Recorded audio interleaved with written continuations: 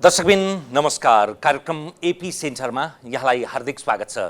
आजको श्रृङ्खलामा हामी नेपालको ऊर्जा क्षेत्रको साङ्गोपाङ्गोका विषयमा चर्चा गर्छौँ। ऊर्जा क्षेत्र भन्ने बित्तिकै ऊर्जा मन्त्रालय, नेपाल विद्युत प्राधिकरण, त्यसको नेतृत्वको प्रश्न आइहाल्छ। फेरि पनि 4 वर्षे कार्यकालका लागि कुलमान घिसिङ दोस्रो पटक कार्यकारी निर्देशकमा नियुक्ति भए पश्चात उत्साह अनि जनतामा एक प्रकारको चाहिँ बधाई दिने आतुरता त छँदैछ, तर फेरि एउटा प्राज्ञिक जगतबाट, राजनैतिक तहबाट अथवा गम्भीर रूपमा देशको रूपान्तरणको अविच्छिन्न उत्तराधिकारको निरन्तरताका विषयमा चिन्ता र चिन्तन गर्ने मान्छेहरूले चाहिँ यो पद्धति र प्रणाली भन्दा पनि व्यक्ति केन्द्रित अथवा व्यक्तिलाई नै मियो र केन्द्र बनाउँदा यसले संस्थागत रूपमा हुन सक्ने प्रयत्नलाई टेवा दिन्छ कि त्यसले कमजोर बनाउँछ भन्ने आवाज सुसुप्त रूपमा नउठेको पनि होइनन्।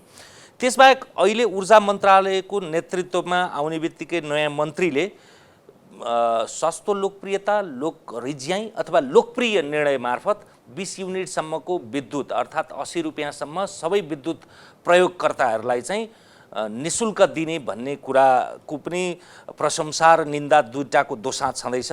माथिल्लो तामाकोशी जो 456 मेगावाटको भीमका विद्युत परियोजना त्यसको सफलतापूर्वक सम्पन्न, तर त्यो विलम्बता पनि हरेक कुरामा कालो बादलमा चाँदीको घेरा पनि हुन्छ र सँगसँगै उज्यालोभित्रमा दाग पनि भेट्न सकिन्छ। यी र यस्तै विषयको साङ्गोपाङ्गो चर्चा गर्न हामीसँग हुनुहुन्छ पूर्व सचिव तथा नेपाल विद्युत प्राधिकरणका पूर्व कार्यकारी निर्देशक अर्जुन कार्की र त्यसैगरी हामीसँग हुनुहुन्छ जलस्रोत विज्ञ डाक्टर कृष्ण प्रसाद दुलाल। स्वागत छ दुईजनालाई। म अर्जुनजीबाट आउँछु। कुलमान घिसिङबाट सुरु भएर कुलमानमै अन्त्य हुने जस्तो उपक्रम अहिले जसरी विद्युत प्राधिकरणमा मात्रै होइन, यो जनस्तरमा पनि त्यस्तो सञ्चारित भएको छ नि, यसलाई कसरी टिप्पणी गर्ने? अब सर्वप्रथम त कुलमानजी दोस्रो चोटिको लागि नियुक्त हुनुभएको छ। नियुक्त हुनुभन्दा पहिला बहस गर्न चाहिँ यो उपयुक्त थियो थिएन, ठिक थियो थिएन र कुलमान घिसिङजीकै पोइन्ट अफ भ्यूबाट पनि यो उहाँको लागि राम्रो थियो या नराम्रो थियो भनेर टिका टिप्पणी गर्नुको अर्थ रहन्थ्यो। अब उहाँ आइसक्नु भइसकेपछि चाहिँ अब उहाँलाई हामीले शुभकामना दिनुपर्छ, उहाँलाई सफलताको कामना गर्नु नै उपयुक्त हुन्छ। तथापि उहाँलाई नियुक्त गर्दाखेरि एक किसिमको चाहिँ मेसेज के गयो भनेदेखि कि पद्धति र प्रणाली भन्दा व्यक्ति ठुलो, व्यक्तिले पद्धति र प्रणाली बनाएको छ भनेदेखि त्यसमा एउटा सामान्य मान्छे आउँदाखेरि पनि, सामान्य क्षमताको मान्छे, औसत क्षमताको मान्छे आउँदा पनि त्यो पद्धति र प्रणालीले डोलाएर अगाडि बढाउन सक्छ। कुलमानजी पहिला 4 वर्ष त्यहाँ बसिसक्नु भएर उहाँले आफ्नो एउटा असाधारण क्षमता प्रदर्शन गर्नुभएको भन्ने जसरी सबैले बुझिरहेका छन्, त्यो हो भने त पद्धति र प्रणाली त बसिसक्यो नि त। पद्धति र प्रणाली बसिसक्यो भने एउटा औसत मान्छे आए पनि त्यो पद्धति र प्रणालीले डोराएर उसले आफ्नो लक्ष्य प्राप्त गर्न सक्छ। अब होइन, अब उहाँलाई पद्धति र प्रणाली बनाउन अझै बाँकी थियो भनेर उहाँलाई ल्याइएको हो भनेदेखि 4 वर्षमा नबनेको पद्धति र प्रणाली अर्को 4 वर्ष पनि बन्दैन। त्यसकारण उहाँ आउनुलाई साङ्गोपाङ्गो हेर्ने दृष्टिकोण चाहिँ के हो भनेदेखि उहाँले पहिला ल्याउनु भएको सफलताको हिसाबबाट सबैलाई यो ठिकै लागिरहेको छ, राम्रै लागिरहेको छ। तर एउटा पद्धति प्रणाली र संस्थाभन्दा व्यक्ति बढी महत्त्व हो, बढी चाहिँ केन्द्रित हो भन्ने जुन एउटा चाहिँ यसले एउटा सन्देश दिन खोजेको छ, यसले त्यो संस्था अथवा पद्धति र प्रणालीलाई त्यति धेरै सहयोग पुर्याउँछ भन्ने चाहिँ मलाई लाग्दैन। र फेरि यो तपाईँलाई यो प्रश्न किन पनि सान्दर्भिक हो भने तपाईँ पनि विद्युत प्राधिकरणमा 2 कार्यकाल कार्यकारी निर्देशक हुनुभएको हो नि त, त्यसैले त हुँदै नभएको अभ्यास त होइन। यो फरक छ। म पहिलोचोटि विद्युत प्राधिकरणको कार्यकारी निर्देशकमा नियुक्त हुँदाखेरि पनि त्यो पद रिक्त थियो। जनआन्दोलन पश्चात बनेको गिरिजाप्रसाद कोइरालाको सरकारले राजाको शासनमा भएका सबै राजनीतिक नियुक्ति खारेज गरेको कन्टेक्स्टमा त्यो पद रिक्त थियो। रिक्त भएको पदमा म गएको हुँ, नम्बर 1। दोस्रोचोटि हुँदाखेरि त्यहाँ भएका चाहिँ कार्यकारी निर्देशकलाई कानुनी समस्या परेर उहाँ निलम्बनमा पर्नुभएको अवस्था थियो र फेरि खाली थियो। र त्यस समयमा सरकार चाहिँ हाम्रा सिनियर सचिवहरूकै सरकार भएको हुँदा उहाँहरूसँग खिलराज नेतृत्वको सरकार भएको टाइममा माधव घिमिरे, शङ्कर कोइराला, उमाकान्त झा यी सबैजनासँग म सहसचिव भएर काम गरेका सचिवहरू जो मन्त्री हुनुभएको थियो, उहाँहरूले विद्युत प्राधिकरण अप्ठ्यारोमा अवस्थामा छ, त्यहाँ नेतृत्व लिने मान्छे कोही पनि भएन, तपाईँ गइदिनुहोस् भन्नुभएको भएर म गएको। तर म रिलक्टेन्टली गएको हुँ, किनभने एकै वर्षमा म सचिव हुनेवाला थिएँ। नेपाल विद्युत प्राधिकरणमा कहिलेकाहीँ यस्तो निर्णय गर्नुपर्छ, त्यो निर्णयले तपाईँले सही निर्णय गर्दा पनि त्यसको बुझाइ चाहिँ यसले गलत निर्णय गर्यो भन्ने बुझाइ पनि पर्न जाँदाखेरि मेरो सचिव हुने मेरो जुन समय आइसकेको थियो, मलाई अप्ठ्यारो पर्छ कि भन्ने मलाई लागेको थियो। तर एउटा आत्मविश्वास र मैले गरेको काम ठिकै हुन्छ भन्ने विश्वासले म त्यहाँ गएको हुँ। म अहिले त्यहाँ जानु भनेको चाहिँ परिस्थिति सिर्जना भएर म दोहोऱ्याएर गएको हुँ। कुलमानजी परिस्थिति सिर्जना भएर उहाँलाई नियुक्त गरिएको होइन। उहाँ त एकजना मान्छे जहाँ 33 वर्षदेखि त्यहाँ निरन्तर रूपमा कर्तव्यनिष्ठ भएर इमान्दारपूर्वक, फेरि टेक्निकल्ली एकदम साउन्ड इमान्दार मान्छेलाई एउटा एमडीको अवसर दिएको र त्यो व्यक्ति कार्यकारी निर्देशक कुलमानजी हुँदाखेरि कुलमानजीलाई अत्यन्त नजिकबाट सहयोग गरेर कुलमानजीको सफलतामा पनि सहयोग गरेको मान्छे। त्यो व्यक्तिलाई समय आउनुभन्दा अगाडि नै करारमा भएको व्यवस्थाभन्दा भिन्न तरिकाले करार नै उल्लङ्घन हुने गरी जुन नियुक्त भएको छ, यो पाटोमा बहस गर्न सकिन्थ्यो। तर कुलमानजी नियुक्त भइसकेपछि हामीले यसलाई बहस गरेर त्यसलाई विवादमा ल्याउनु भन्दाखेरि कुलमानजीलाई अब शुभकामना दिएर उहाँलाई सफलताको कामना गर्नु नै आजको दिनमा चाहिँ त्यही उपयुक्त हुन्छ। यो बहसको अर्को खण्डमा हामी अब दोस्रो कार्यकालमा आइरहँदा यसरी एउटा भनाइ आहान, एउटा सूत्र उखान नै बन्छ 3 करोड नेपालीको सपना भने जस्तो। त्यो सपनाको बोझ अथवा त्यो भारी त्यो चुनौती के छ, हामी यो कार्यक्रमको उत्तरार्धमा आउँला। डाक्टर दुलालले यो कुलमान घिसिङलाई पुनर्नियुक्ति गर्नलाई प्रधानमन्त्री शेरबहादुर देउवाले निर्देशन दिइसके पछाडिको तपाईँको सामाजिक सञ्जाल निकै चर्चित भएको थियो। त्यो प्रशंसा हो अथवा त्यो कटाक्ष हो, त्यो उसको भाव त तपाईँ आफैलाई थाहा होला। कुलमान घिसिङ चाहिँ असाध्यै अब्बल, त्यसैले उनलाई प्राधिकरणमा दोस्रो कार्यकालका लागि दोहोऱ्याउनु भन्दा पनि उनी ऊर्जा मन्त्रालयकै नेतृत्व सम्हाल्न योग्य छन्, बरु त्यता लगाउँ भने त्यो प्रशंसा हो कि आलोचना हो कि कटाक्ष हो? होइन, प्रशंसै हो। अब योभन्दा अगाडि पनि हामी कुलमानजीको विषयमा कुलमानजीसँगै बसेर पनि छलफल गरेका थियौँ। अब सही व्यक्तिले सही पद पाउनुपर्छ भन्ने हाम्रो निष्कर्ष त्यति बेला पनि भएको थियो। त्यही भएर भन्दा अब ऊर्जा उहाँले प्राधिकरण त सफलतापूर्वक हाँकिसक्नुभयो। अब पद्धतिको कुरा, अरू कुरा सरले उठाइसक्नुभयो, त्यसमा हामी सहमत नै छौँ। अब उहाँ भइसकेपछि उहाँको विषयमा अरू धेरै कुरा अहिले भन्नु परेन। तर उहाँलाई त्योभन्दा ठुलो जिम्मेवारी दिँदा चाहिँ उहाँको सफलता चाहिँ अझ ठुलो रूपमा जज गर्न सकिन्थ्यो। अब प्राधिकरण त ऊर्जा मन्त्रालयभित्रको एउटा सानो अङ्ग हो होइन। ऊर्जा मन्त्रालयमा सिँचाइदेखि लिएर अरू धेरै पाटोहरू छन्। त्यो समग्र क्षेत्रलाई दिँदा उहाँले अझ प्राधिकरणमा उहाँलाई मन्त्रालयको नेतृत्वबाट त्यति बेला कुनै असहयोग अथवा राम्रो सहयोग नपाएर गर्न नसकेको चिज पनि गर्न सक्नुहुन्थ्यो होला र मेरो विचारमा त्यो चाहिँ सही पद हुन्थ्यो भन्ने मेरो निष्कर्षको आधारमै लेखिएको त्यो स्ट्याटस हो। र अहिलेको अवस्थामा चाहिँ उहाँलाई शुभकामना दिने नै कुरा सही छ। अहिले जस्तो कुलमान घिसिङको यो 4 वर्षे कार्यकाललाई हुन त यस्ता सरकारी संस्थानहरू 10औं-20औं छन्, तर एउटा संस्थानको पात्र कार्यकारी निर्देशक चाहिँ नेपालकै सर्वाधिक लोकप्रिय चर्चा योग्य पात्र किन हुन्छ? किनभने अरू त संस्थानको तपाईँलाई नाम पनि थाहा हुँदैन। अब यो चाहिँ कस्तो भने जनताको दैनिक जीवनसँग जोडिएको विषय हो एउटा बिजुली भन्ने चिज। र जति बेला उहाँको आगमन भयो त्यति बेला हामी अलिकति समस्यामा पनि थियौँ। अब दिनानुदिन आवश्यक चिज 12 घन्टाको लोडसेडिङ र विद्युत अभाव भएको बेलामा कुनै मान्छे आएर चमत्कारिक रूपमा त्यो समाधान भएको देखियो र त्यस्तो बुझाइ भएपछि यसको सफलता शिखर उहाँले पाउनुभयो होइन, सफलता पाउनुभयो र त्यसको श्रेय उहाँलाई गएको हो र सबै जनताले चिन्ने अवसर पनि त्यो कारणले पाएको हुन्। अब अरू संस्थान, अरू सेवा दिने संस्थान सबै चिज जनतासँग डाइरेक्ट जोडिएका पनि हुँदैनन् र त्यसरी चर्चित हुने अवसर मिल्दैन। यो कुरा त्यसरी नै बुझ्न सकिन्छ। अर्जुनजी, अब यो पाटो कहिलेकाहीँ संयोगले, तपाईँ त त्योभन्दा अगाडि मुकेशजीभन्दा अगाडि कार्यकारी निर्देशक भएको, ठुला ठुला भीमकाय निर्णयहरू तपाईँका पालामा पनि गर्यो, आत्मप्रचार गर्न नचाहने अथवा त्यस्तो संयोग नजुरेका कारणले पनि हुनसक्छ। कुलमानजीलाई चाहिँ यो काकताली आइपरेको हो कि साँच्चीकै व्यवस्थापकीय कुशलताको पनि पराकाष्ठा निर्वाह गरेको? परिस्थितिजन्य परिणाम हो यो। व्यक्तिको अब्बल असाधारण क्षमता भन्दाखेरि पनि यो परिस्थितिजन्य परिणामले उहाँलाई लोकप्रिय बनायो। त्यो ठाउँमा अर्जुन कार्की, डाक्टर कृष्ण दुलाल जो भए पनि हुन्थ्यो। त्यो बेलामा कार्यकारी निर्देशक कुनै पनि व्यक्ति मात्रै छोड्नुहोस्, कोही पनि नभएर निमित्तले चलाएको भए पनि परिणाम यही आउँथ्यो। किन भन्नु होला भनेदेखि नेपाल विद्युत प्राधिकरणको जुन 12 घन्टाको लोड सेडिङ भयो, त्यो लोड सेडिङ चलिरहेको अवस्थामा नेपाल र भारतको बिचमा जुन प्रसारण लाइन निर्माण भयो ढल्केबर मुजफ्फरपुरको, योभन्दा अरू कुनै पनि कारणै छैन नेपालको लोड सेडिङ व्यवस्थापन हुनुमा। तर यसो भन्दा भन्दै मैले कुलमानजीमा व्यवस्थापकीय क्षमता छैन मैले भनिरहेको छैन। तपाईँले परिस्थिति र उहाँको क्षमतालाई तुलनामा जोख्ने हो भने परिस्थिति धेरै भारी छ। एकछिन मानिलिनुहोस्, अहिले 2075 सालमा गएपछि नेपालमा लोड सेडिङ पूर्ण व्यवस्थापन भएको हो। त्यो भनेको ढल्केबर मुजफ्फरपुरबाट 350 मेगावाट बिजुली हामीले 24 घण्टा आयात गरिराखेका थियौँ। 350 मेगावाट बिजुली 2075 सालको कुरा गर्नुहुन्छ भने झन्डै झन्डै नेपालको खपतको 30% भन्दा बढी खपत हो। 30% भनेको तपाईँको 8 घण्टाको लोड सेडिङ हो। त्यो बिजुली त्यहाँबाट नआएको भए त स्वतः 8 घण्टा लोड सेडिङ हुन्थ्यो। त सामान्य म्याथमेटिक्स पढेको मान्छेले बुझ्ने मान्छेले भन्न सक्ने कुरा हो नि त। त्यसकारण त्यसमा अर्को के हो भने लस घट्दाखेरि पनि केही फाइदा भयो।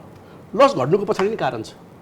350 मेगावाट बिजुली आएको छ, लोड सेन्टरमा आएको छ, त्यसको लस सबै लस त्यसको घटिहाल्यो आफै। कहाँ पहाडको कुना कन्दाराबाट ल्याउनु पर्नेमा एकैचोटि ढल्केबरमा आयो। 2 किसिमको घट्यो त्यसमा। एउटा चाहिँ खिम्तीको बिजुली तपाईँको काठमाडौँ हुँदै घुम्दै घुम्दै घुम्दै ढल्केबर भएर सुनसरी मोरङ जानु पर्थ्यो, झापा जानु पर्थ्यो।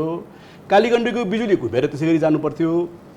के अरे तपाईँको चाहिँ कुलेखानीको बिजुली महेन्द्रनगर र तपाईँको चाहिँ धनगढी पुग्नु पर्थ्यो भने उहाँको कार्यकालमा यस्तो परिस्थिति सिर्जना भयो कि तपाईँको टनकपुरबाट पनि को प्रसारण लाइनबाट नि थप बिजुली हामीले आयात गर्न सक्यौँ। चमेलिया बन्यो, त्यहाँ ती लोड सेन्टरमै विद्युत खपत भयो। यहाँबाट हामीले यताको बिजुली पठाउनु परेन।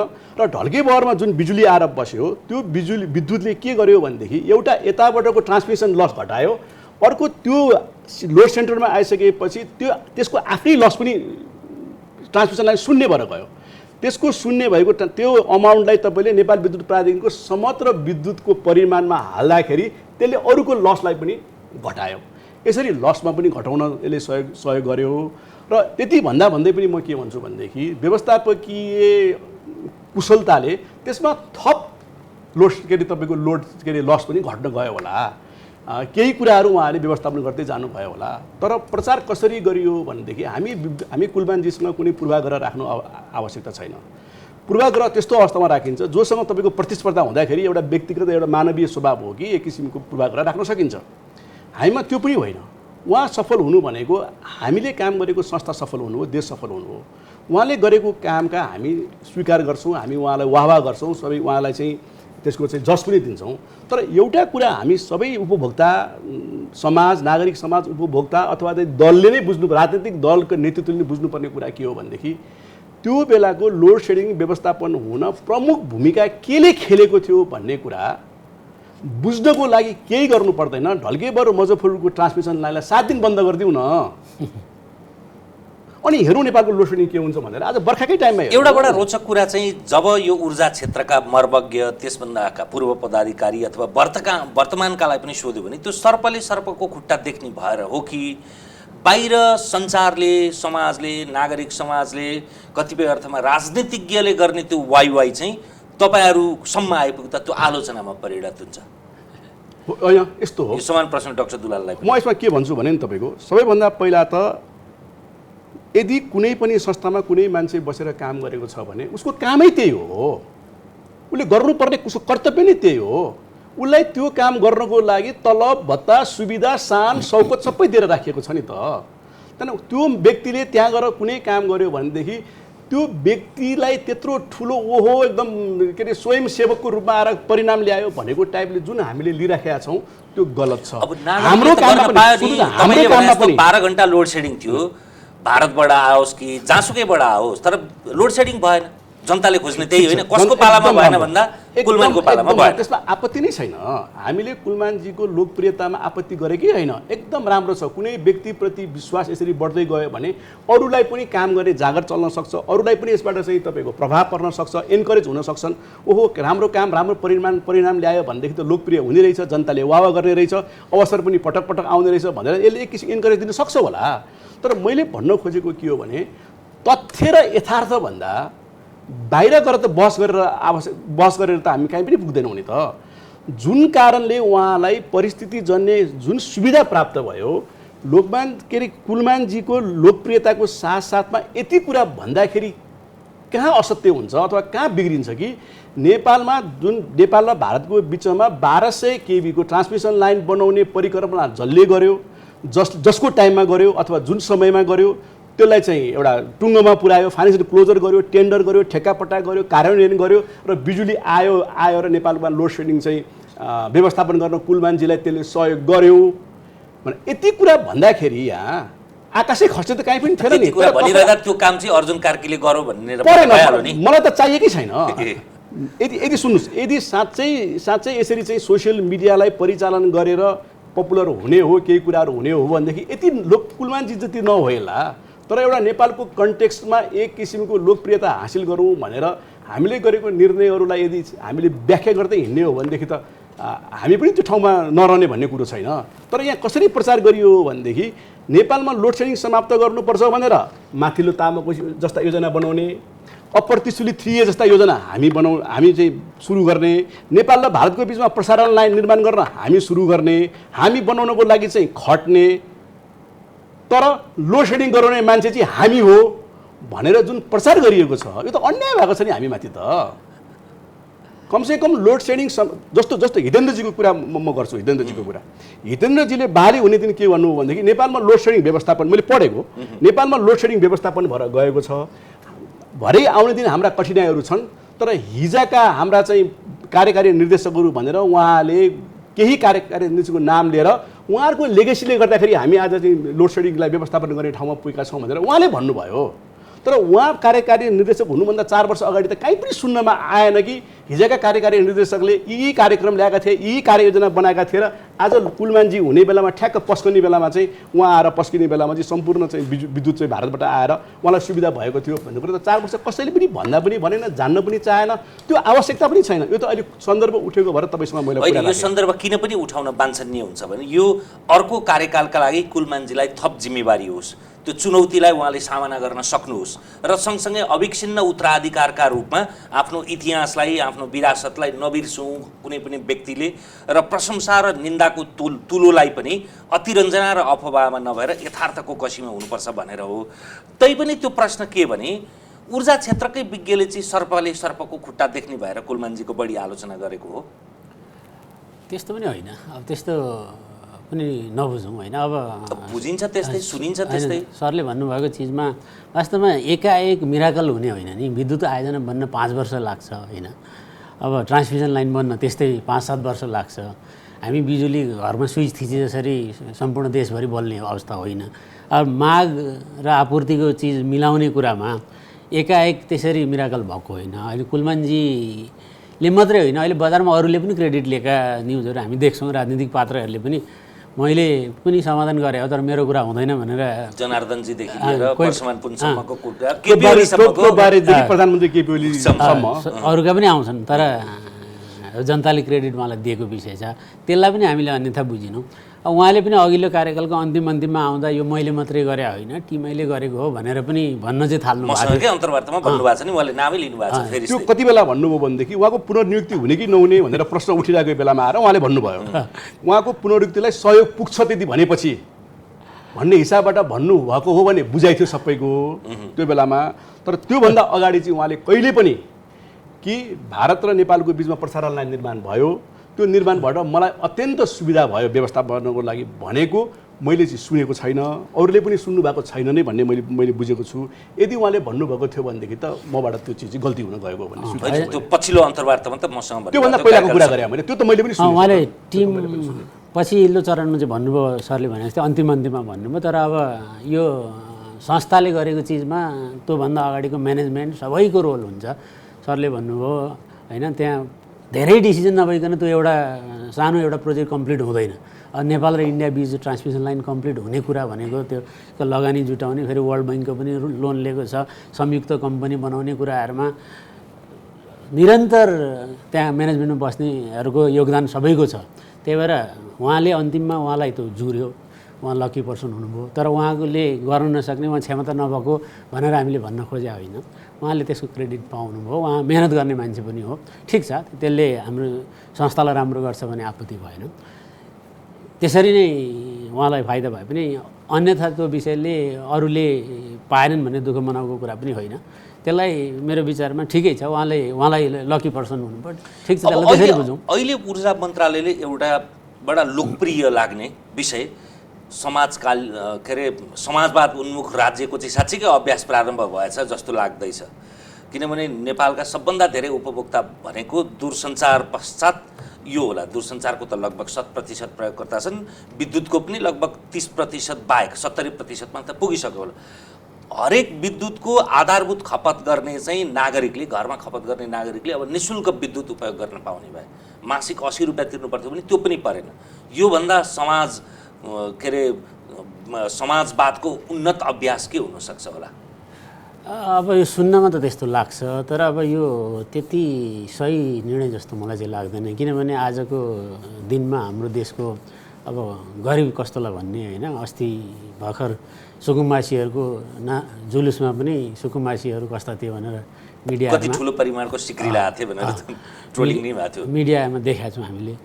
अब बिजुलीलाई 100 रुपियाँ चाहिँ निःशुल्क गर्ने, तर मोबाइल फोनमा चाहिँ 500-700 खर्च गर्ने मान्छे होलान् होइन। अब त्योभन्दा व्यावहारिक चाहिँ के हुन्थ्यो भने जस्तो कि वान टाइम इन्भेस्टमेन्ट घरमा विद्युतीकरण गर्नु छ भने जस्तो वायरिङ कस्ट, मिटर कस्ट चाहिँ 10,000 15,000 को आउँछ होला होइन।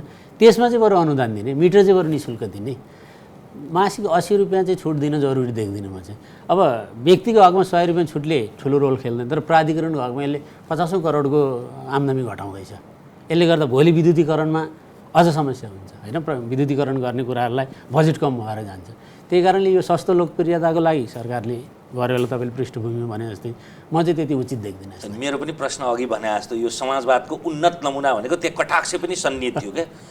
हरेक निर्णयलाई गुण र दोषका आधारमा भन्नु पर्यो नि। तपाईँले आधारभूत रूपमा एउटा परिवारको निर्वाह गर्न कम्तीमा एउटा व्यक्तिलाई, दूरदराजको किसानलाई पनि 5,000 रुपियाँ जसरी पनि चाहिन्छ, त्यसमा जम्मा जम्मी 80 रुपियाँदेखि 100 रुपियाँसम्म विद्युतलाई जो उत्पादनको खपत गर्छ भने उसले त त्यसको भागीदारी त हुनु पर्यो।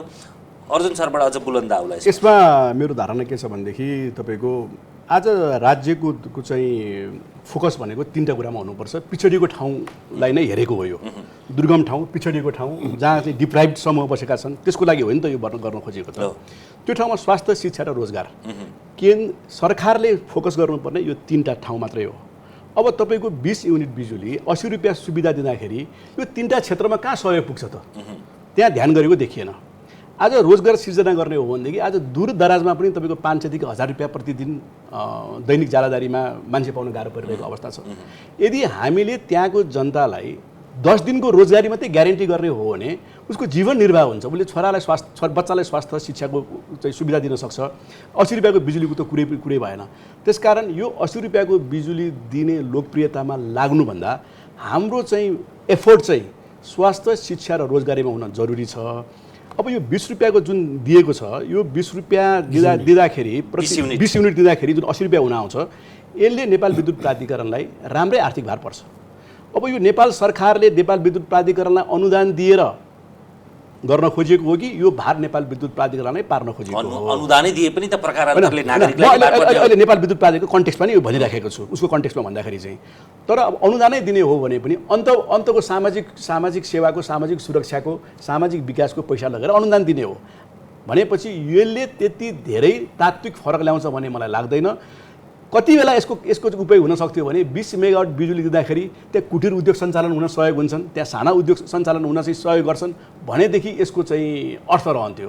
यसले साँझमा उज्यालो पार्ने बाहेक यो 20 युनिट बिजुलीले कुनै पनि खालको सहयोग नगर्ने, औद्योगिकरणमै सहयोग नगर्ने, रोजगारी सिर्जनामै सहयोग नगर्ने, सरकार र नेपाल विद्युत प्राधिकरणलाई भार भने परिरहने, यो निर्णयले सकारात्मक पक्षलाई त्यति धेरै सम्बोधन गरेको भन्ने मलाई लाग्दैन। र अब यो हेर्न पनि बाँकी छ। आउने व्यवस्थापनले अहिले राजनीतिक तहबाट भएको यो निर्णयलाई अथवा यो चाहिँ जुन किसिमको चाहिँ प्रयास गरिएको छ, त्यसमा नेपाल विद्युत व्यवस्थापनले यसलाई कसरी सम्बोधन गर्छ, कसरी यसले लिन्छ भन्ने कुरा पनि आउने दिनमा हेर्न जरुरी छ। यो चाहिँ कस्तो जस्तो लाग्छ भने यो निर्णय चाहिँ दसैँ ताका, तिहार ताका अथवा चाडबाड ताका चाहिँ सहुलियतमा नुनमा चाहिँ 2 रुपियाँ अनुदान दिने भन्छ नि, पुरा महिनाभरिमा उसले नुन 1 किलो खपत गर्छ, त्यसमा 2 रुपियाँ छुट, त्यो परिवारलाई केही पनि हुँदैन। लिन आउँदा थप व्यवहार लाग्छ, तर त्यो जसले दिन्छ साल ट्रेडिङलाई त्यसलाई करोडौँको घाटा लाग्छ। तपाईँले सही मेटाफोरमा यो कुराको उदाहरण दिनुभयो, सत्य त्यही हो। अब योभन्दा अगाडि बढिरहँदा यो तपाईँसँग पनि जोडिन्छ माथिल्लो तामाकोशी जलविद्युत परियोजना 456 मेगावाट नेपालको लोड सेडिङमा अथवा ऊर्जाको आपूर्तिमा एउटा कायाकल्प गर्ने परियोजना हो। यसको जति बेला अङ्कुरणको अवस्था थियो, पुष्पनको अवस्था थियो, तर पल्लवनको अवस्था आउँदा 5-7 वर्ष घर्कियो मात्रै होइन, यसको उत्पादन लागत पनि दोब्बरभन्दा बढी थपियो। तपाईँहरूले यस्तै परिकल्पना गर्नुभएको थियो, यसरी घाटामा जान सक्ने अथवा परिमाणात्मक रूपमा चाहिँ प्रत्युत्पादक हुने परियोजनाको परिकल्पना हो? यसको जुन किसिमले चाहिँ अवधारणा बनाइएको थियो त्योभन्दा भिन्न रूपले अहिले परिणाम आएको देखिन्छ। तपाईँले भनेको परिणाम त प्रत्युत्पादक उन्मुख नै छ। त्यसलाई त्यसरी नभनौँ, त्यसलाई विशुद्ध तपाईँले भनेको भनाइ सत्य छैन, केही सत्य छ त्यसमा। अब यो माथिल्लो तामाकोशी कसरी आरम्भ भयो भनेर गफ गर्नुको, चर्चा गर्नुको कुनै पनि अर्थ छैन। आज बनि नै सक्यो, इतिहासलाई त बनि नै सक्यो। तर माथिल्लो तामाकोशी त्यो बेलामा नेपालको आफ्नै स्वदेशी लगानीले बनाउनको लागि प्रयास गर्नु र त्यसलाई निर्णयमा पुग्नु भनेको त्यो बेलाको व्यवस्थापनमा बस्ने मान्छेको लागि फलामको चिउरा चबाउनु नै बराबर थियो। किन भन्दाखेरि नेपालमा आफ्नो स्वदेशी पुँजीले बनाएको आयोजना भनेको 20 मेगावाटको चिलिमे मात्र थियो। आज 5-6 वर्षमा सम्पन्न हुनुपर्ने माथिल्लो तामाकोशी 13-14 वर्ष लागेर सम्पन्न हुँदै गर्दा अर्को योजना नेपालमा सम्पन्न भएको स्वदेशी लगानीबाट बनेको भनेको 42 मेगावाटको मिस्त्री खोला। यो दुईटा तथ्याङ्कबाट तपाईँ अनुमान गर्नुहोस् कि 456 मेगावाटको माथिल्लो तामाकोशी भरे हामीले आरम्भ गर्दा त्यो 301 मेगावाटको थियो। 456 मेगावाटको चाहिँ जलविद्युत आयोजना स्वदेशी लगानीले बनाउन सक्छौँ भनेर आँट गरेर हिँड्न र त्यसका सरोकारहरू सबैलाई निर्णयमा पुर्याउने जुन काम भयो त्यो चाहिँ ऐतिहासिकै छ। अब जाउँ यसले ल्याएको परिणामको कुरामा। तपाईँले जोडेकै कुरालाई म डाक्टर सूर्यराज आचार्यले मैले कतै भनेको सुनिरहेको थिएँ, यसले घाटा गरोस् कि नाफा गरोस् कि लाभ र हानिको कुरा भन्दा पनि यसले हाम्रो क्षमता, हाम्रो लगानीमा, हाम्रो जनशक्तिमा यति ठुलो परियोजना बनाउन सक्छौँ सक्दैनौँ त्यो सबभन्दा ठुलो सुखद सङ्केत हो। नाफा घाटा तपसिलको विषय भन्नुभएको थियो, त्यही भएर त मैले तपाईँलाई 20 मेगावाटको र 42 मेगावाटको दुईटा आयोजनाको उदाहरण दिएको अर्थ नै के हो भनेदेखि जुन किसिमले हामीले 456 मेगावाटको आयोजना सम्पन्न गऱ्यौँ यसबाट गौरव नगर्नुपर्ने त कुनै कारणै छैन। मजाले गौरव गरेर हामीले यस वी डिड इट भनेर हिँड्ने अवस्थामा पुर्याएको हो। तर यसलाई हामीले दुईटा काम चाहिँ के भयो, एउटा ढिला हुन गयो, एउटा लागत बढ्न गयो। अब ढिला किन हुन गयो? ढिलाका पछाडि भूकम्प र कोभिड बाहेक अरू के कारण छन्? यसो न, यो आयोजनालाई राम्रोसँग सञ्चालन गरेको भए त भूकम्प आउनुभन्दा अगाडि नै यो आयोजना सम्पन्न भइसक्थ्यो। त्यसकारण भूकम्पले त हामीले समयमा सम्पन्न नगरेको कारणबाट भूकम्पले र कोभिडले असर गर्यो, अन्यथा यो त पहिला नै निर्माण भइसक्नुपर्ने कुरा हो नि। तर यति भन्दै पनि जलविद्युत आयोजना बनाउने कार्य भनेको एकदम जटिल कार्य हो। यो कस्तो ठाउँमा हामी बनाउँछौँ भनेदेखि खोलाको बिचमा बनाउँछौँ, सबै पृथ्वी मुनि बनाउँछौँ। त्यसकारण यसका अनसर्टेनिटीहरू प्रशस्त छन्, त्यो नभएको होइन। तथापि यो ढिलो हुनुमा चाहिँ हाम्रो कन्ट्र्याक्ट एडमिनिस्ट्रेसन र कन्ट्र्याक्ट म्यानेजमेन्टमा हुनुपर्ने जुन स्किल हो नि त्यो स्किल हामी ल्याक गर्छौँ। त्यो जुन लेभलको चाहिने हो हामीमा त्यो छैन। त्यो नभएको कारणले गर्दाखेरि कन्ट्र्याक्टरको हात माथि पर्दै जान्छ र उसले टाइम एक्सटेन्सनको कुरा गर्छ। टाइम एक्सटेन्सन भनेको अन्ततगत कस्ट बढ्छ। त्यो चिजमा हामी चुकेका छौँ। यो चुक्दाखेरि भयो के त भन्दाखेरि मैले भन्ने गरेको छु विभिन्न ठाउँमा कि यसले 5-6 वर्ष माथिल्लो तामाकोशीले प्राप्त गर्नुपर्ने आय पनि यसले गुमायो, 5-6 वर्षको समय पनि गुमायो। माथिल्लो तामाकोशीले प्राप्त गर्ने आयले अर्को माथिल्लो तामाकोशी बनाउन पुग्थ्यो भनेपछि एउटा माथिल्लो तामाकोशी बनाउँदै हामीले एउटा अर्को सिँगै माथिल्लो तामाकोशी पनि गुमायौँ। यसरी भन्दाखेरि त काहीँ लाग्दो छैन त। 456 मेगावाटको तामाकोशी बनाउँदै 456 मेगावाटको हामीले चाहिँ अर्को आयोजना त गुमाइसकेका छौँ भन्दाखेरि त यो भनाइ सुन्दाखेरि त जिरिङ्ग पार्छ, यसमा मिठास छैन। तथापि के हो भनेदेखि हामीले जुन एउटा आँट गरेर बनायौँ त्यो सम्पन्न भएको अवस्था छ र हामीबाट कन्फिडेन्स बिल्डअप भएको छ। हामी त गर्न सक्दै रहेछौँ नि भने कन्फिडेन्स बिल्डअप भएको छ। एउटा मैले सन्दर्भ तपाईँलाई यो कन्फिडेन्सको सन्दर्भ जोड्छु म तपाईँलाई। म दोस्रो पटक प्राधिकरणको नेतृत्व समाजिक गर्दाखेरि चाहिँ वर्ल्ड ब्याङ्कको कन्ट्री डाइरेक्टर जसको स्टेसन बङ्गलादेशमा छ अहिले, त्यहाँबाट हेर्छ नेपाललाई, उहाँ नेपाल आउनु भएको थियो। त्यो बेलामा हामीले अप्पर अरुणको लागि चाहिँ डिटेल इन्जिनियरिङ डिजाइनको लागि हामी सहयोग खोजिराखेका थियौँ। वर्ल्ड ब्याङ्कसँग हाम्रो कुरा भइरहेको थियो। नेपाल सरकारले कुरा गरेको अवस्था थिएन, नेपाल सरकारकोबाट हामीले फर्मल्ली अनुरोध गरेको थिएन। फर्मल्ली अनुरोध गर्नु त जलस्रोत मन्त्रालय या त ऊर्जा जानु पऱ्यो, त्यहाँबाट चाहिँ अर्थ जान्नु पर्यो, अर्थ ओल्ड ब्याङ्क जानुपर्छ। तर हामी एनए र ओल्ड ब्याङ्क मात्रै कुरा भइरहेको थियो। उहाँले त्यति जाँगर देखाइरहनु भएको थिएन। तैपनि उहाँहरूले मलाई के भने अप्पर अरुणको साइड जाउँ भनेर भन्नुभयो। हामी हेलिकप्टरमा अप्पर अरुणको साइड जाँदाखेरि मैले पाइलटलाई के भनेदेखि सिधै तपाईँ माथिल्लो तामाकोसीमा ल्यान्ड गराउनुहोस् भनेर भने फर्किँदाखेरि छक्क पऱ्यो त्यो। किन जाने त्यहाँ भन्दा एकचोटि ल्यान्ड गरौँ, त्यहाँ चिया खाउँ, बसेर हेरेर जाउँ न त भनेर मैले त्यो ओल्ड ब्याङ्कको कन्ट्री डाइरेक्टरलाई माथिल्लो तामाकोसीको त्यो हेडवर्क साइडमा पुरा घुमाएर बन्दै गर्दाखेरि पावर हाउसको क्याबनमा को छेउमा लगेर चाहिँ हेलिकप्टर ल्यान्ड गरेर उसलाई क्याबन भनेको त्यो पहाडभित्रको चाहिँ जहाँ घर भन्छ, पावर हाउस भन्छ, त्यहाँ त्यो मान्छे चकित खायो। नेपाल जस्तो देशले सोसियल सेक्युरिटीको पैसा लिएर यत्रो ठुलो आयोजना बनाउने आँट गरेर यो लेभलको कन्स्ट्रक्सन भइरहेको रहेछ, तिमीलाई पैसा म दिन्छु भनेर उसले भोलिपल्ट नै मलाई के लेखेर चिठी पठायो भने अप्पर अरुणको डिटेल इन्जिनियरिङ डिजाइनको प्रक्रिया आरम्भ गर भनेर लेखेर मलाई चिठी दियो। त्यो चिठी आउँदाखेरि जलशुल मन्त्रालयलाई पनि थाहा थिएन, अर्थ मन्त्रालयलाई पनि थाहा थिएन। अनि हामीले पछि पो प्रक्रिया पुरा गऱ्यौँ तर अप्पर अरुणको त्यो बेलामा म त्यहाँ बस्दाखेरि बोलपत्रको लागि रिक्वेस्ट फर प्रपोजलको डकुमेन्ट तयार भइरहेको अवस्थामा आजको मितिसम्म पनि हामी त्यो चाहिँ फेरि दिल्ली इन्जिनियरिङ डिजाइनको कार्य हामी आजसम्म गरिरहेका छौँ। भनेपछि हामीले काहीँ न काहीँ हामी कमी कमजोरी नभएको होइन नि त। डिटेल इन्जिनियरिङको पुरा समयमा त मुकेशजी र कुलमानजी नै हुनुहुन्थ्यो नि त। यसको सार भनेको के हो भने यसको परिकल्पना गर्दा, यसलाई प्रारम्भ गर्दा र यसको निर्माण अवस्था र सम्पन्न गर्दाको चाहिँ त्यो जुन स्पिरिट हुन्छ, त्यो अविच्छिन्न उत्तराधिकारको निरन्तरता हुन्छ, त्यसमा तारतम्यता भएन भने काहीँ न काहीँ माथिल्लो तामाको कमी कमजोरी देखिन्छ। यो चाहिँ तपाईँ यसको सूत्रधार भएका कारणले यसको स्वामित्व तपाईँले लिनुपर्छ। नैतिक रूपमा यसको दायित्व ढिलो हुनुको अब्जस पनि होला, भौतिक भनेको छैन नैतिक रूपमा, तर त्यो असुविधा तपाईँलाई छैन। यो किन यस्तो प्रत्युत्पादक किसिमको परिणाम आयो माथिल्लो तामाकोसीमा? यसको त्यही मेन दुईवटा कारण हो। जुन समय ढिलो भयो र समयले कस्टलाई हिर्कायो। अब सरले पनि भन्नुभयो यसको कन्ट्र्याक्ट म्यानेजमेन्टमा अलिकति समस्या देख्छु म पनि।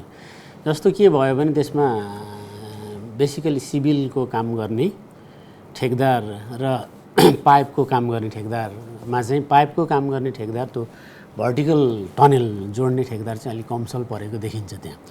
अब ठेक्काका कन्डिसन प्रिकन्डिसनहरू त म धेरै जानकार छैन, तर मलाई के लाग्छ भने त्यो यो भूगोलमा काम गर्ने, यो एक्सपिरियन्स काम गर्ने क्षमता ल्याकतको त्यो थिएन होला सायद। र बिचमा के गरियो भने आधी पार्ट चाहिँ छुट्याएर अर्को ठेकदारलाई दिएको छ। अर्को ठेकदार पनि पहिला प्री बिडिङमा सामेल भएकै ठेकदारलाई दिएछ, त्यसपछि मात्रै यो रेस्क्यु भएको देखिन्छ। तर अब त्यो निर्णय गर्ने बेलामा पनि निकै विलम्ब भएको जस्तो देखिन्छ। मेन समस्या त भर्टिकल टनेलमा विलम्बै हो। अब यसलाई सारमा भन्दा के भने कन्ट्र्याक्ट म्यानेजमेन्टमा हामी काहीँ न काहीँ चुकेका छौँ।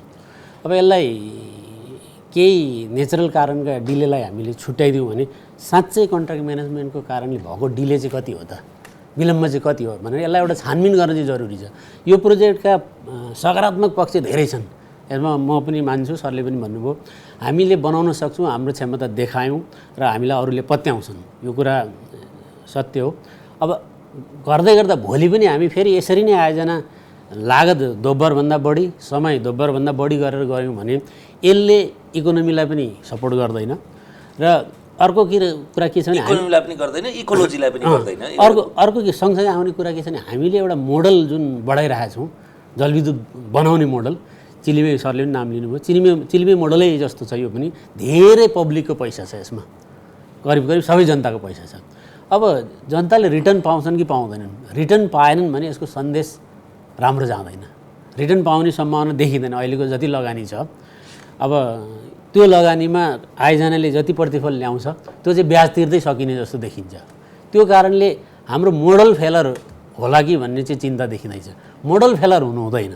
हामी चिलिमेमा सक्सेस भयौँ, अब चिलिमेको सक्सेसको कहानी अलिक फरक होला, तर यसमा चाहिँ हामी चुक्यौँ। अब प्रोजेक्ट बनाउने सफलता हामीलाई आयो, यसले कन्फिडेन्स आयो, सबै कुरा आयो, हाम्रो क्षमता बिल्डअप भयो, तर मोडल चाहिँ हाम्रो कहीँ धर्म रह्यो कि जस्तो लाग्छ। तर यो मोडललाई हामीले चुक्न दिनु हुँदैन, यसलाई सुधार गर्ने ठाउँ खोज्नुपर्छ जस्तो लाग्छ। माथिल्लो तामाकोसीको मोडलमा यसले दुई तिनवटा कुराहरू थप कुराहरू गरेको छ कि एउटा चाहिँ यो पहिलो योजना हो जहाँ चाहिँ स्थानीयवासीको स्वामित्व रहनुपर्छ है भनेर ग्यारेन्टी गर्ने आयोजना, यो पहिलो आयोजना हो। चिलिमे आयोजना यही मोडलमा बनेको भए पनि चिलिमे आयोजनाबाट त्यहाँको जनतालाई सेयर दिएको थिएन प्रारम्भमा। जब माथिल्लो तामाकोसीको प्रबन्ध पत्र बनाएर हामीले कम्पनी दर्ता गऱ्यौँ नि, त्यहाँपछि माथिल्लो तामाकोसीको प्रबन्ध पत्र बनिसकेपछि म नै चिलिमेको अध्यक्ष भएको टाइममा नेपाल विद्युत प्राधिकरणको केही सेयर त्यहाँको रसुवावासीलाई हामीले डिस्ट्रिब्युट गरेका हौँ। त्यसकारण त्यहाँपछि बनेका सबै आयोजना प्राइभेट सेक्टरले बनाएको होस् अथवा चिलिमेले बनाएका अन्य आयोजनाहरू हुन्, सबै आयोजनामा स्थानीयवासीको स्वामित्व हुनुपर्छ भनेर सेयर छुट्याएको छ। यो एउटा ठुलो प्याराडाइम सिफ्ट हो कि एउटा जलविद्युत स्थानीय अवरोधलाई सबभन्दा तोड्ने एउटा कडी, तोड्ने मात्रै होइन कि स्थानीय जनताको लागि पनि त्यसको लाभ स्वामित्व लिने, अपनत्व लिने, त्यसको अंश उनीहरूले प्राप्त गर्ने, हिस्सेदारी उनीहरू हुने, यो एउटा त्यो गरिएको छ होइन। त्यो एउटा यसको राम्रो पक्ष त्यो छ। नेपालमा हामीले बुझ्नुपर्ने के छ भने जुन कन्ट्र्याक्ट डकुमेन्ट हामी प्रयोग गर्छौँ नि, त्यो चाहिँ international federation of consulting engineers भन्ने संस्थाले बनाएको हो, त्यो प्राइभेट सेक्टरले बनाएको हो। त्यो कन्ट्र्याक्टको फिलोसफी नै के हो भनेदेखि फ्रेन्च त्यसको फिलोसफी नै के हो भनेदेखि जुन बेलामा यो बेला बन्यो त्यो बेलामा राज्य चाहिँ बनाउने, लगानी गर्ने, प्राइभेट सेक्टर चाहिँ बनाउने, यो दुईटाको बिचको कन्ट्र्याक्ट समानता यिनीहरूको हैसियत रहँदैन। किन भन्दाखेरि राज्य कठोर हुन्छ, निर्दयी हुन्छ, शक्तिशाली हुन्छ, यसले त्यो पक्षलाई चाहिँ शोषण गर्छ भनेर त्यो पक्षलाई बलियो बनाउने गरी त्यो कन्ट्र्याक्ट बनाइएको छ। र त्यो कन्ट्र्याक्टरलाई बलियो बनाइएको छ। त्यो कन्ट्र्याक्टरलाई बलियो बनाएको चिजलाई मिहिनसँग तपाईँले कसरी त्यसलाई न्युट्रलाइज गर्न सक्नुहुन्छ भनेर तपाईँलाई व्यवस्था गरिदिएको छ। जब तपाईँलाई गरेको प्रावधानको प्रयोग तपाईँले ठिक ढङ्गले गर्न सक्नुहुन्न, उसको हात माथि पर्छ र उसले टाइम एक्सटेन्सन, कस्ट एस्केलेसनदेखि सारा तपाईँको चाहिँ त्यो कन्ट्र्याक्टरको हेडक्वार्टरको खर्च सुद्धा हामीले बिहोर्नुपर्छ, सर्टेन पर्सेन्टेज त्यहाँ पनि हामीले बिहोर्नुपर्छ। यस्तो खालको भएको हुँदाखेरि हाम्रो कन्ट्र्याक्ट प्रोजेक्ट म्यानेजमेन्टमा बस्ने मान्छेले कन्ट्र्याक्ट एडमिनिस्ट्रेसन र म्यानेजमेन्टमा चुस्तता देख्न जरुरी छ। तपाईँले लेख्नुपर्ने पत्र, तपाईँले जवाफ दिनुपर्ने पत्र 7 दिन मात्रै ढिलो गर्नु भयो भनेदेखि महिनौँ टाइम एक्सटेन्सनको कुरा र करोडौँ रुपियाँको चाहिँ क्षतिपूर्तिको प्रश्न भोलि आउन सक्छ। त्यसकारण त्यसमा हामी गर्न जरुरी छ, त्यसमा हामी फोकस हुन र यसमा ठ्याक्कै सुधार गर्नुपर्ने यो मोडलमा म भन्दैछु के गर्नु पर्यो भनेदेखि माथिल्लो तामाकोसीमा जति मान्छेले काम गर्नुभयो उहाँहरूले स्याबासी नै दिनुपर्छ। त्यो जटिलतामा उहाँले काम गर्नुभयो, त्यो साइजकोमा काम गर्नुभयो, तथापि त्यहाँ काम गर्दाखेरिको एउटा अध्ययन भने गर्न जरुरी छ। त्यो अध्ययनको उद्देश्य भनेको त्यहाँ कोही मान्छेलाई कल्प्रिट बनाउने, कोही मान्छेको चाहिँ कमी कमजोरी निकाल्ने, त्यो मान्छेलाई चाहिँ तपाईँको चाहिँ सजायको भागीदारी भन्ने उद्देश्यले होइन। त्यहाँबाट अब माथिल्लो तामाकोसी जस्तो आयोजना हामीले भोलि बनाउनु पर्यो भनेदेखि के कमी कमजोरीहरू त्यहाँ भएका रहेछन् र त्यो कमी कमजोरी अन्त गरेर अरू आयोजनाहरू भनेको समय र भनेको लागतमा कसरी ती कमजोरी समान तहबाट नदोहोऱ्याउन् भन्ने खालको लागि एउटा अध्ययन गर्न भने जरुरी छ। अब अर्को पाटो यसको कन्ट्र्याक्ट एडमिनिस्ट्रेसन र म्यानेजमेन्टमा भएको कमी कमजोरीको कारणबाट आउने कुरा के छ भनेदेखि त्यहाँ त प्रशस्त कन्ट्र्याक्टरले त दाबी क्लेम गरेको छ। उसका दाबीहरू त कन्ट्र्याक्ट सुरु भएको दिनदेखि यो 13 वर्षमा कति दाबी उसले क्लेम गर्यो होला। त्यो दाबी हामी सम्बोधन गरिरहेका हुँदैनौँ, हामी त्यो दाबीतिर त्यति ध्यान दिइरहेका हुँदैनौँ।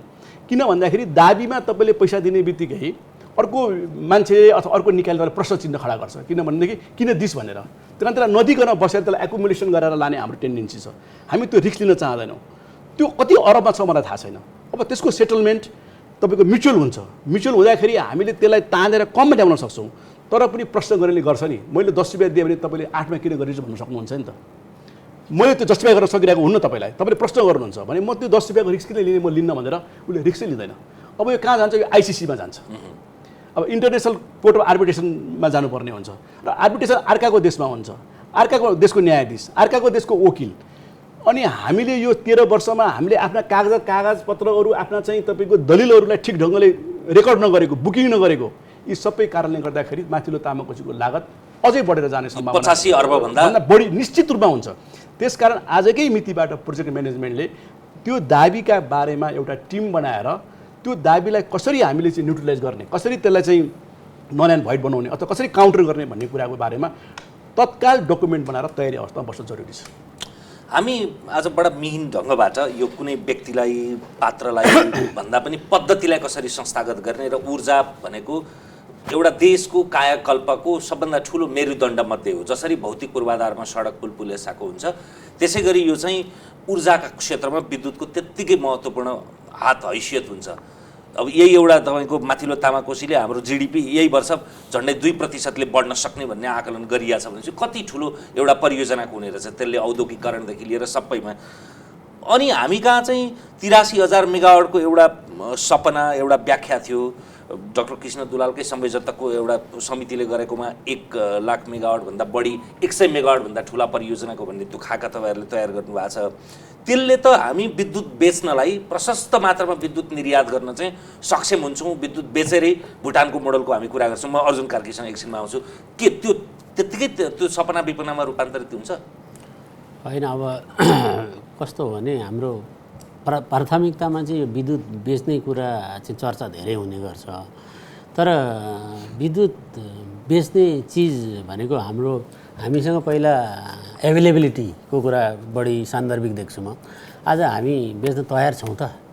तपाईँ कुनै पसल खोल्नुहुन्छ पनि 1/3 भन्दा ठुलो परिमाणमा त आयात भइरहेछ। आजकै डाटा मैले 50 भन्दा बढी प्रतिशत अघि भर्खर म आउनुभन्दा अगाडि नै वेबसाइट चेक गर्दा पनि आज पनि 100 मेगावाट बिजुली चाहिँ आयात भइरहेछ।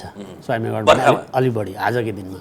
त्यो कारणले गर्दा साउनमै पनि र 365 दिनकै डाटामा पनि हामी कहिलेकाहीँ 1-8 घन्टा कुनै पोइन्टबाट दिन्छौँ होला 10 मेगावाट 15 मेगावाट। तर ओभरअलमा हाम्रो ठुलो परिमाणमा आयात भइरहेछ। तर अब तामाकोसी आइसकेपछि अलिकति सिनारियो परिवर्तन हुन्छ। हामी बर्खाको दिनमा चाहिँ हामीसँग अलिकति ऊर्जा स्पिल हुन्छ र हामीले बेच्न सक्छौँ अथवा निर्यात गर्न सक्छौँ भन्ने चर्चा हामीले गर्दै पनि आएका हौँ। तर अब कस्तो हो भने यो कमोडिटी भइसकेपछि बेच्ने वस्तु भयो भने त यसको मूल्यको कुरा पनि आउँछ। के त हाम्रो मूल्य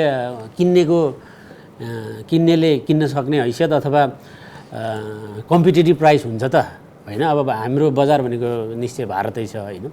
अब हामीले आयोजना जुन मूल्यमा बनाइरहेछौँ, अब समग्रमा हेर्दाखेरि अब आयोजना बनाउने प्राधिकरण र निजी क्षेत्रहरूको जुन छ र जुन कस्टहरूमा आइरहेछ हेर्दाखेरि अब भारतीय बजारमा जतिमा विद्युत उपलब्ध भइरहेछ अहिले भारतीय बजार स्टक मार्केटमै विद्युतको प्राइजहरू हामी हेर्न सक्छौँ। तर त्योभन्दा हाम्रो उत्पादन कस्टै बढी छ भने हामी अरू म्यानेजमेन्ट कस्ट एडमिनिस्ट्रेसन कस्ट सबै दामहरू राखेर हाम्रो बिक्न सक्ने कस्टै छैन। त्यो कारणले हामीले पहिला विद्युतलाई कम्पिटिटिभ बनाउनलाई यो बिक्री योग्य नै बनाउन सकेकै छैनौँ। बनाउन सक्ने चिजको लागि हामीले केही ल्यागिङ भइरहेछ, केही कुराहरू हामी गर्न सकिरहेछौँ। जस्तो हाम्रो हाइड्रो एउटा ठुलो सम्भावना भएको क्षेत्र हो भने यसलाई साँच्चै विकास गर्दाखेरि कसरी चाहिँ यसलाई कम्पिटिटिभ प्राइसमा बनाउने भन्ने खालको एउटा हाम्रो रिसर्च पनि सँगसँगै लान जरुरी छ। क्या हामी प्रोजेक्टलाई कसरी अप्टिमाइज कस्टमा बनाउने त होइन? जस्तो हाम्रो युनिभर्सिटीहरूले यसमा काम गर्न जरुरी देख्छु म चाहिँ। प्रोजेक्टको कस्ट चाहिँ हाम्रो धेरै माथि जान्छ। आजको दिनमा पनि भन्दा हामी सिमेन्टमा झन्नै आत्मनिर्भर भयौँ जस्तो लाग्छ मलाई होइन? त्यस्तै समाचारहरू छन्। तर सिमेन्टको दाम खास घटेको छैन। सिमेन्टको उत्पादन बढ्यो पनि दाम घट्दैन। अब सिमेन्ट चाहिँ एउटा मुख्य प्रयोग हुने वस्तु हो जलविद्युत निर्माणको क्रममा। अब सिमेन्टको दाम पहिला 300 रुपियाँ हामीले सुरुमा काम गर्दा 300 रुपियाँ ब्याग थियो, अहिले 800 प्लस छ भनेपछि त्यसले एउटा इम्प्याक्ट पार्छ। भनेपछि रडको कुरा पनि त्यस्तै छ होइन? हामी केमा चाहिँ बढी फोकस गऱ्यौँ भने जलविद्युतको दाम चाहिँ घटाउन सक्छौँ। प्रोडक्सन कस्ट जस्तो तामाकोसीको कुरा गऱ्यौँ 35 अरबको ब्याज बाहेक 35 अरबको इस्टिमेट थियो, अहिले अब 85 अरब आजको दिनमा छ। अब यो क्लोजिङ हुँदा 100 अरब माथि जान्छ। अब यसको दायित्वहरू अरू थपिने कुराहरू छन् भन्दा अब 35 अरबमा सुरु गर्दा पर मेगावाट कस्ट 8 करोड 9 करोड थियो होला, अहिले अब 18 करोडको रेन्जमा पुग्यो होला। अब पर युनिट विद्युतको कस्ट त धेरै माथि पुग्यो। त्यो कस्टले इन्डियन मार्केटमा कम्पिटिटिभ गरेर त्यो आफू बेचिन योग्य नै हुँदैन भने विद्युत कसरी बिक्री योग्य सामान हो त? त्यही भएर म यो विद्युत बेचेर धनी बन्ने कुरा चाहिँ सपना मात्रै हो जस्तो लाग्छ जबसम्म हामी त्यसरी विद्युत कम्पिटिटिभ बनाउन सक्दैनौँ। तर विद्युतलाई हामी सेल्फ प्रयोगको लागि आफ्नो प्रयोगको लागि प्रयोग गर्न धेरै क्षेत्रमा हामीले विद्युत प्रयोग गर्नलाई अझै पनि बाँकी छ। अझै हाम्रो पर क्यापिटल विद्युत खपत 500 भन्दा तलै छ होइन? विकसित मुलुकको कुरा गऱ्यो भने त धेरै माथिको फिगर छ। त्यही भएर हामीले खपत बढाउन जरुरी छ। खपत बढायो भने यसले आफ्नो पर क्यापिटलदेखि लिएर देशको आर्थिक सबै चिजमा सुधार हुँदाखेरि हामी बेच्नेतिर फोकस चाहिँ होइन सेल्फ प्रयोगतिर बढी फोकस हुन जरुरी देख्छु। अलिकति म तथ्यको आधारमा केही कुरा गर्छु। आज नेपालमा जडित क्षमता जम्मा 1418 मेगावाट छ। त्यसमा स्वतन्त्र ऊर्जा प्रवर्धकको 772, एनइएको 646 मेगावाट छ। आज भारतको इन्स्टल क्यापासिटी 3,82,000 मेगावाट छ। 3,82,000 इन्स्टल क्यापासिटी। उसको पिक डिमान्ड जम्मा 1,85,000 मेगावाट छ। अब अस्ति 2077 साल चैत 25 गतेको डाटा हेर्नुहुन्छ भनेदेखि 772 मेगावाट क्षमता भएको स्वतन्त्र प्रवर्धकको विद्युतबाट जम्मा उत्पादित बिजुली 206 मेगावाट, एनइएको 646 को 471 मेगावाट भनेपछि हामी त्यो दिन हामी 847 मेगावाट डिफिसिट थियौँ। हामीले 847 मेगावाट बिजुली भारतबाट आयात गरेर मात्रै नेपालको लोड सेडिङ व्यवस्थापन गरेको थियौँ। अब यो तपाईँको व्यक्तिले व्यवस्थापन गरेर हुने लोड सेडिङ व्यवस्थापन रहेछ त टिकारामजी। हाम्रो उत्पादन 677 मेगावाट चाहिएको छ, हामीलाई तपाईँको 1400 भन्दा बढी मेगावाट चाहिएको छ। 847 मेगावाट इन्डियाबाट ल्याएर हामीले यहाँको व्यवस्थापन गरेका छौँ, तर हामी व्यक्तिबाट व्यवस्थापन भयो भनेर पनि गीत त गाइराखेकै छौँ नि, एउटा तथ्य यो। अर्को तपाईँको भारतलाई 3,82,000 मेगावाट क्षमता भएकोलाई तपाईँले 500 मेगावाट विद्युत बेचेर उसलाई के असर गर्छ? उसको सिस्टमलाई असर पर्ने परिणामको तपाईँसँग भयो भने तपाईँको मूल्य बढी भए पनि खरिद गर्नुपर्छ। जस्तो आज हामीले भारतबाट मूल्य बढी भयो भने हामीले खरिद किन गरेका छौँ भने नभइकन भएकै छैन हामीलाई। त्यसकारण अहिलेलाई भारतलाई बिजुली बेच्ने सपनाबाट हामी पर बसेकै राम्रो हुन्छ, मुक्त हुँदा हुन्छ, आवश्यकतै छैन। अब के गर्ने त? माथिल्लो तामाकोसीमै बर्खामा चाहिँ बिजुली तपाईँको खेर जाँदैछ, त माथिल्लो तामाकोसीमा बिजुली उपभोग गर्न हामी सक्दैनौँ है बर्खाको 4 महिना भन्ने कुरा हामीलाई जानकार आज भएको होइन नि त। माथिल्लो तामाकोसीको निर्माण आरम्भ भएको थियो नि त। 13 वर्षपछि नेपाल विद्युत प्राधिकरणले के गरेर बस्यो? त्यसको 10 महिनाको दायित्व म पनि लिन तयार छु। 10 महिना म पनि बसेँ त्यहाँपछि। माथिल्लो तामाकोसी निर्माण आरम्भ भएपछि 10 महिना म पनि एमडी भएर बसेँ। यो 13 वर्षको 10 महिनाको दायित्व म लिन तयार छु। तर माथिल्लो तामाकोसीको बर्खाको बिजुली आज खेर गयो भने तामाकोसी निर्माण आरम्भ भएदेखि आजसम्म बसेका 6-7जना एमडी कतिजना हुनुहुन्छ त्यहाँ बसाइको अवधि अनुसारको दायित्व लिन तयार हुनुहुन्छ सार्वजनिक रूपमा? म चाहिँ तयार छु। मुकेशले 22 महिनाको लिनु पऱ्यो, मुकेशजीले, कुलमानजीले 4 वर्षको लिनु पऱ्यो दायित्व भनेपछि हामीले त केही पनि गरेर बसेका रहेनछौँ नि त। अब गर्नु पऱ्यो के त भन्दा एकछिन मान्नुहोस्, माथिल्लो तामाकोसीको या कुनै पनि आयोजनाबाट बर्खामा हुने बिजुली खपत गर्नु पऱ्यो भनेदेखि के गर्नु पऱ्यो? नेपालमा औद्योगिकरणभन्दा अरू विकल्प छ? औद्योगिकरणमा सरकारको नीति के छ? नम्बर 1, आज नेपाल सरकारले यस्तो रोजगारी सिर्जना गर्ने अरू कुनै उद्देश्य नराखौँ, नाफाको पनि हामी चाहिँ कुनै चाहिँ रेभिन्यूको याद नगरौँ, रोजगारी सिर्जना गर्ने मात्रै उद्योग सञ्चालन गरौँ। यो चाहिँ तपाईँको मलेसिया र गल्फ कन्ट्रीमा जाने नेपालीलाई यहीँ राखौँ र विद्युत खपत गरौँ भनेर कुनै एउटा योजना बनाएको मैले आजसम्म सुनेको छैन। यो गर्न जरुरी छ। यसको फेरि समस्या छ। बर्खामा त तपाईँ एउटा उद्योग खोल्नुभयो भने बर्खामा तामाकोसीबाट दिनुहुन्छ, बाँकी 8 महिना कहाँबाट दिनुहुन्छ? उद्योग के 4 महिना खोल्ने उद्योगबाट तपाईँले उद्योग सञ्चालन गर्न सक्नुहुन्छ? तपाईँलाई त 12 महिना 24 घन्टा प्रतिदिन खोल्ने उद्योग चाहियो भनेपछि तपाईँलाई माथिल्लो तामाकोसीमा जति बिजुली उद्योगको लागि खर्च गर्नुहुन्छ बाँकी 8 महिनाको लागि त फेरि आयातै गर्नु पर्यो नि त। त्यसकारण तपाईँको आवश्यकता, नेपालको विद्युतको आवश्यकता, औद्योगिक नेपालको बिजुली खपत गरौँ है, खेर जाने बिजुली खपत गरौँ भन्दाखेरि पनि तपाईँको 2/3 समय तपाईँ भारतसँगै निर्भरमा पर्नुहुन्छ भनेपछि सबैभन्दा पहिला त जलाशययुक्त आयोजना निर्माण गर्नु पर्थ्यो। यो निर्माण गर्न हामी चुक्यौँ, धेरै ढिला भइसक्यो। अहिले आरम्भ गरेको ठुलो परिमाणमा तपाईँको पेट्रोल खरिदको उत्सर्जनको पैसाबाट जम्मा भएको पैसा छ, सबै तर हाम्रो ध्यान छैन। अब एउटा मात्रै आयोजना हो हामी निर्माणमा आरम्भ जान सक्ने, बुढी गण्डकी आयोजना। बुढी गण्डकी आयोजनालाई नेपालमा एउटा मजाक बनाएर छोडिदिएको छ। 3टा सरकारले 3टा निर्णय गर्यो त्यो बुढी गण्डकीलाई भनेपछि एकचोटि कुनै एउटा कम्पनीलाई दिने निर्णय गर्यो, पछि नेपाल सरकारले बनाउने भनेर गर्यो, फेरि त्यही कम्पनीलाई दियो। आज तपाईँले एउटा नेपालीले भनौँ न, उहाँ दुलालजी जस्ता चाहिँ एउटा चाहिँ उद्यमीले 5 मेगावाटको बिजुलीको लाइसेन्स लिनु पऱ्यो भने 6 महिना 1 वर्ष चक्कर लाउनुपर्छ नेपालका सबै कार्यालयमा। अनि 1200 मेगावाटको आयोजना कसैलाई चाहिँ तपाईँको घुँडामा चाहिँ निवेदनमा तोक लगाएर तपाईँ बुढी गण्डकी दिनुहुन्छ। अनि नेपालमा ऊर्जाको त्यसको अन्तर्कथाको अलिअलि चुइएको पाटो सुन्दा पनि बडा अचम्मको छ। त्यहाँ त सर्वदलीय सहमति छ, चुनावको खर्च चाहिँ ठुलो परिमाणमा त्यसबाट उठाएको छ।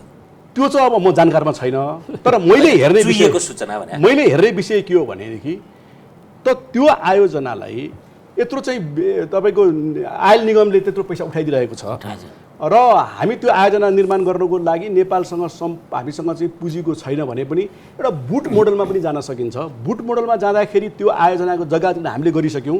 र पनि के हुनसक्छ भने नि टिकारामजी कि त्यो आयोजना भाइबल नहुन सक्छ। अनि कम्पनी त आउँदैन नि, तर भाइबिलिटी ग्याप फन्डिङको प्रक्रियामा गएर भए पनि जति नेपाल सरकारले अनुदान दिँदाखेरि त्यो आयोजना सम्भव छ, त्यो अनुदान दिएर पनि बनाउन सकिन्छ त्यसलाई। तर तर तर यो विगत 4 वर्षभित्रमा नेपाल विद्युत प्राधिकरणले जिम्मा दिएको त हो नि त बुढी गण्डकी बनाउन भनेर। त आफूसँग आएको जस्तो माथिल्लो तामाकोशी हाम्रो समयमा हामीसँग थियो, प्राधिकरणसँग थियो, कति मान्छे हिँडे त्यो अरूलाई दिनु पर्यो भनेर, कस्ता कस्ता मान्छे हिँडे, कस्ता कस्ता मान्छेका हामी उभियौँ, तर हामीले दिनौँ नि त।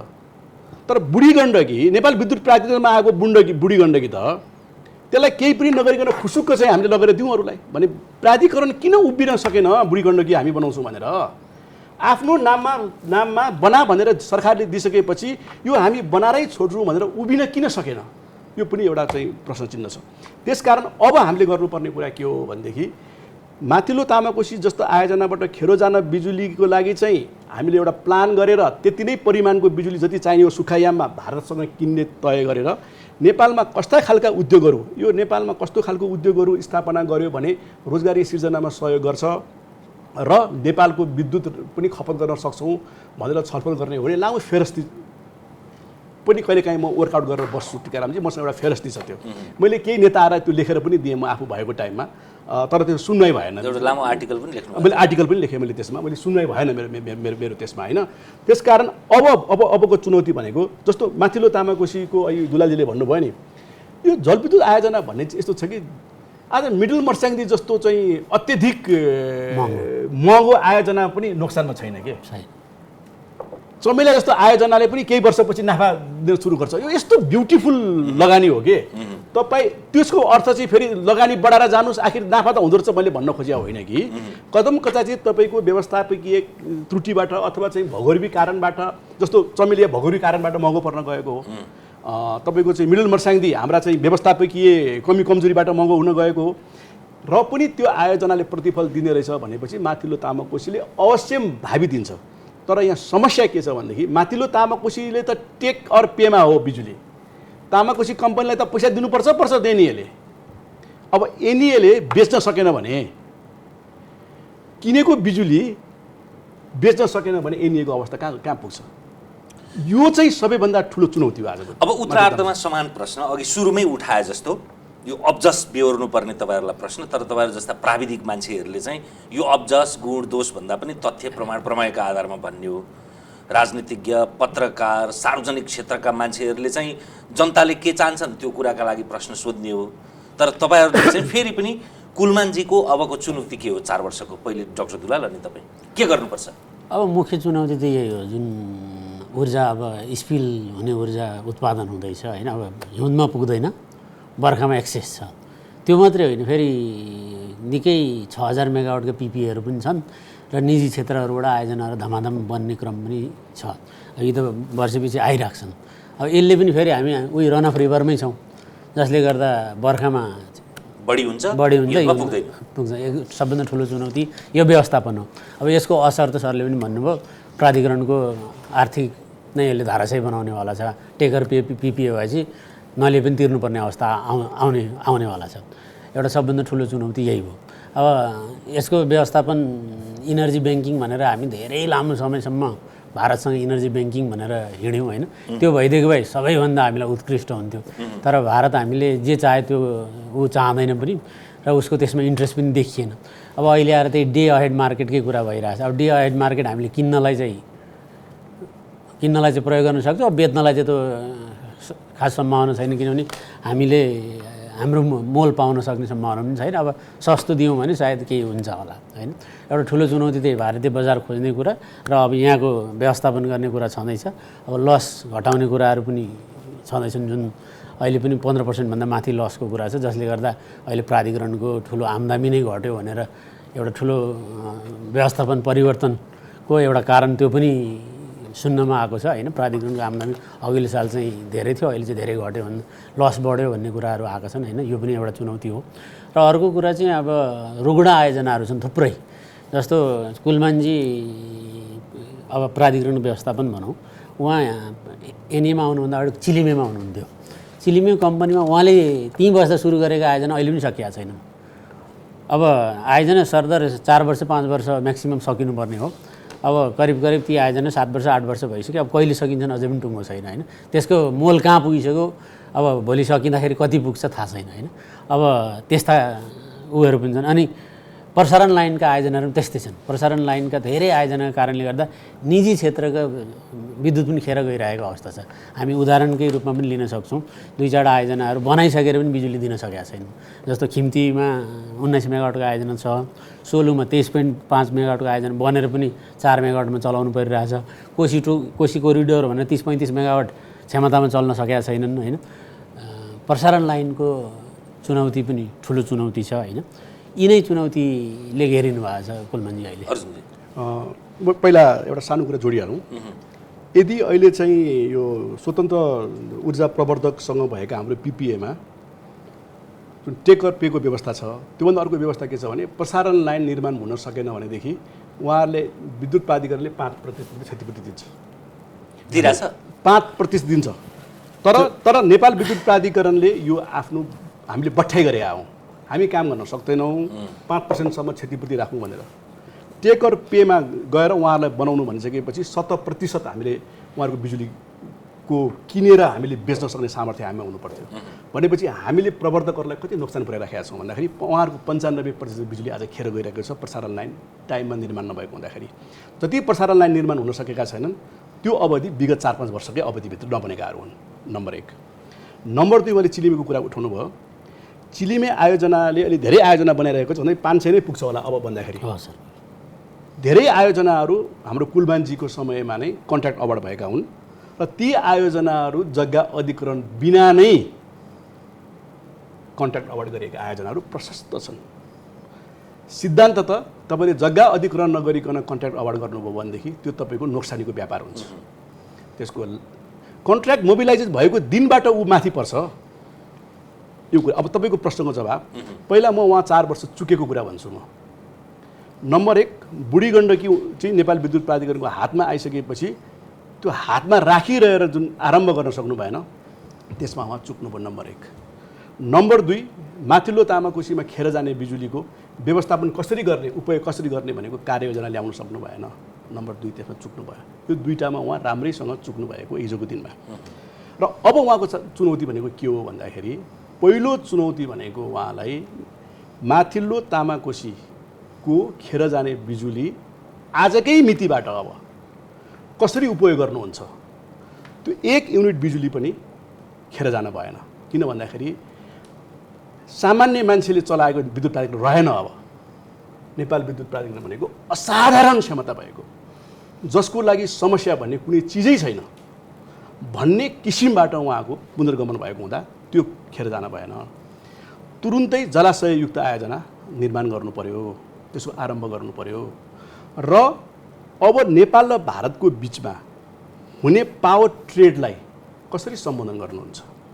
आजको दिनमा तपाईँले भारतको उद्देश्य के छ तपाईँको आज पढ्नुभयो भनेदेखि आज भारतले जम्मा 8 अरब युनिट बिजुली चाहिँ किन्दो रहेछ भुटानबाट। नेपाललाई 2 अरब 80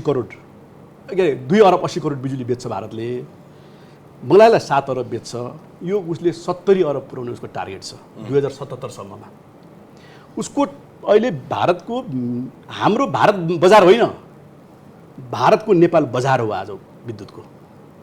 त्यसकारण यो ट्रेडलाई उहाँले नेपालको बिजुलीलाई कसरी चाहिँ भारतको बिजुलीबाट मुक्त गराउनुहुन्छ। अब यो 4 वर्षमा कुनै पनि एउटा व्यक्तिको लागि 8 वर्ष भनेको असाधारण अवधि हो।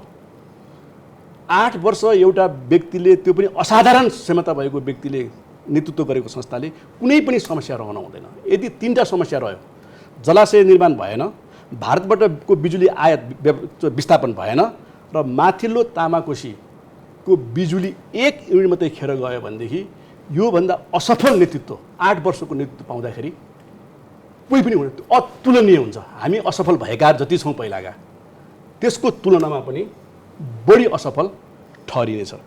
जहाँसम्म विद्युत प्राधिकरणको नाफा र नोक्सानको कुरा छ।